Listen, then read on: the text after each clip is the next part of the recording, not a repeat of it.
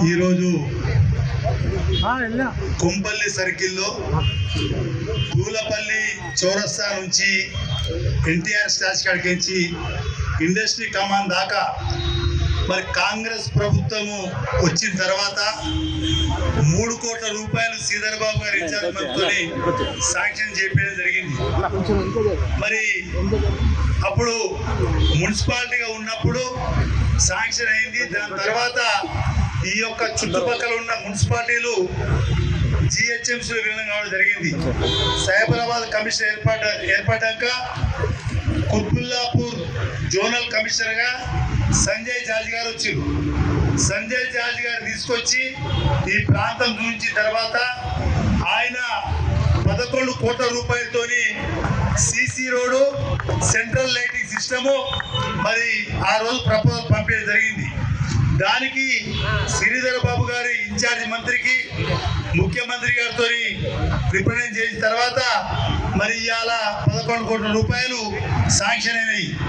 మరి దూలపల్లి నుంచి ఈ యొక్క రోడ్డు గతంలో ఎస్ఆర్ నాయక్ నగర్ కానీ, దుర్గా కాలనీ కానీ, అదేవిధంగా అపరూప కాలనీ కానీ, దూలపల్లులు కానీ రావాలంటే ఎన్నో యాక్సిడెంట్లు, ఇండస్ట్రీ ఎంప్లాయీస్ పోవాలన్నా ఎంతో ఇబ్బంది ఉండే. మరి ఈరోజు రేవంత్ రెడ్డి గారు ముఖ్యమంత్రి, అదేవిధంగా శ్రీధర్ బాబు గారు ఇన్ఛార్జ్ మంత్రి, మరి వారి యొక్క ఆదేశాల మేరకు ఈ యొక్క ఫండ్ రావడం జరిగింది. మరి ఈ రోజు నేను ఎందుకు కొబ్బరికాయ కొడుతున్నాయంటే ఇక్కడున్న ప్రజలు గతంలో ఇక్కడున్న ప్రజాప్రతినిధి ఎన్నికల కన్నా ముందు స్టోన్ వేసి ఓట్లు దండుకుండు, కానీ ఎక్కడ కూడా పని జరగలేదు.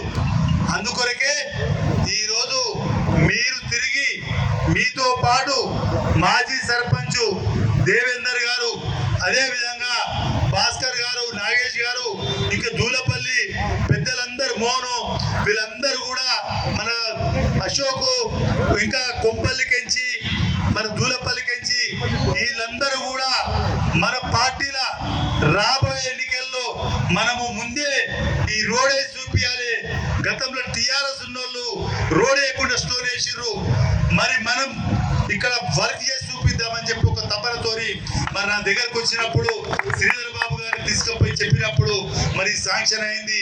మరి ఈ యొక్క కార్యక్రమం ఇచ్చేసిన ఈ యొక్క కొంపల్లి సర్కిల్లో ఉన్న వివిధ నాయకులందరికీ కూడా పేరు పేరున ధన్యవాదాలు తెలియజేస్తూ, మరి ఇవాళ మనం ఇంత కష్టపడి మన ప్రభుత్వం ఉంది, మన ముఖ్యమంత్రి ఉండు, మన మంత్రి ఉన్నాడు, మరి మనం ఇవాళ శంకుస్థాపన చేసుకున్నాం.